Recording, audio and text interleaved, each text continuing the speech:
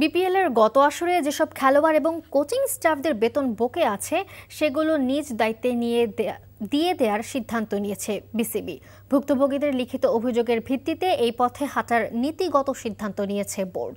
এছাড়াও বিপিএল এর সম্ভাব্য ভেন্যু হিসেবে বগুড়া এগিয়ে থাকলেও সম্ভাবনা থাকছে বরিশালেরও। নীলা মজুমদারের রিপোর্ট।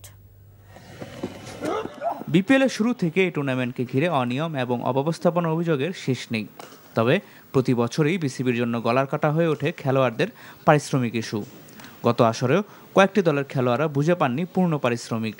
নির্দিষ্ট কোনো খেলোয়াড়ের নাম না নিলেও চিটাগাং কিংসের কোচ শন টেট ও দুর্বার রাজশাহীর হোটেল ভাড়া পরিশোধের কথা জানিয়েছেন বিসিবি পরিচালক ইফতেখার রহমান মিঠু।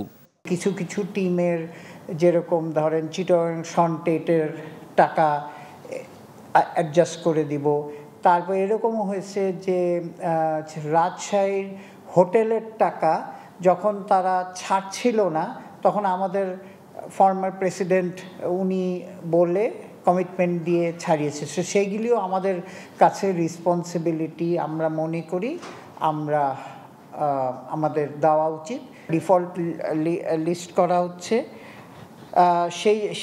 তাদের এগেনস্টে আমরা লিগ্যাল প্রসিডিওরে চলে যাচ্ছি। ক্রিকেটকে ছড়িয়ে দেওয়ার উদ্যোগ হিসাবে রাজশাহী ও বরিশাল স্টেডিয়াম সংস্কার করতে যাচ্ছে বিসিবি। ফলে বিপিএল এর নতুন ভেন্যু হিসাবে বিবেচনার বাইরে রাখার উপায় নেই দুই স্টেডিয়ামকে। যদিও গ্রাউন্ডস কমিটির চেয়ারম্যান মাহবুব আনাম এগিয়ে রাখছেন বগুড়াকে। বগুড়া স্বীকৃত ভেন্যু ছিল যেখানে টেস্ট এবং ওয়ানডে খেলা হয়েছে, তো আমরা বগুড়াকে নিয়ে ভাবছি, আমরা ওখানে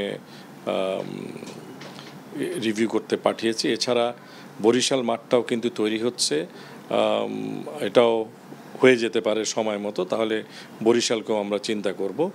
বিপিএল আয়োজনের জন্য 5টি ইভেন্ট ম্যানেজমেন্ট কোম্পানি আবেদন করলেও সংক্ষিপ্ত তালিকায় আছে 3টি কোম্পানি, যদিও সেগুলোর নাম জানানো হয়নি বিসিবির পক্ষ থেকে। Nila Majumdar, NTV news, Dhaka.